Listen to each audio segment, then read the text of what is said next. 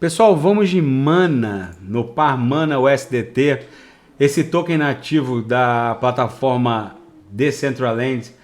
Pessoal, a Decentraland foi a primeira DeFi Land Game da rede Ethereum. É um metaverso muito realista. Muita gente me pergunta se vale a pena jogar Decentraland hoje. Eu já joguei muito, eu adoro os cassinos da Decentraland, são ultra realistas. Só que a rede Ethereum ficou muito cara, o gás ficou muito caro, tudo aqui ficou muito caro. Outro dia eu entrei aqui dentro da Decentraland para ver o preço das NFTs, tudo em torno de $1.000. A própria agência Reuters noticiou que uma land aqui foi vendida por $69 milhões. Tem coisas mais caras, tem lands muito mais caras que $69 milhões dentro da Decentraland. A não ser que a pessoa tenha muito dinheiro, eu já estou achando o jogo muito salgado. É um metaverso perfeito, é o futuro das NFTs. O token nativo da Decentraland é esse token Mana, que está com uma capitalização de 1,29 bilhão de dólares, que não é nada perto das possibilidades da Decentraland assim que a Ethereum 2.0 for lançada. Lógico, eu sou suspeito para falar porque eu sou aficionado pelo game, mas vale muito a pena jogar esse jogo depois da ETH 2.0 lançada.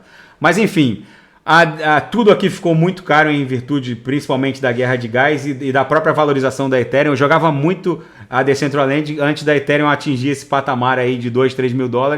Mas enfim, continua sendo a principal land game o principal DeFi game da rede Ethereum, cujo token nativo é a Mana, que está desenhando uma figura triangular muito interessante na esteira do estrangulamento da formação triangular da Bitcoin.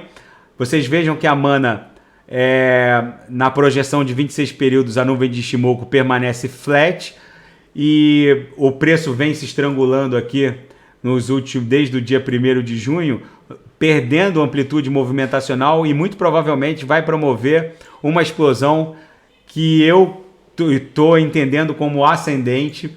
Aqui no afastamento da média móvel de 200 períodos tem um desenho mais interessante ainda da movimentação do papel, porque a Mana está se estrangulando entre a média móvel de 200 períodos e a aresta superior dessa figura triangular, com algumas agulhadas para a aresta inferior do triângulo. Então, o ativo não consegue cruzar de cima para baixo a MM200, mas também não consegue ultrapassar a aresta superior dessa figura triangular, desenhando aquele estrangulamento que a gente entende como um silêncio que precede um esporro. A mesma realidade se reflete aqui no Trix, que está preso aqui logo abaixo da mediana da métrica, sem avançar sequer para o meio do primeiro quadrante da banda inferior da métrica. Então, pessoal, a Mana promovendo esse interessante balé aqui de estrangulamento.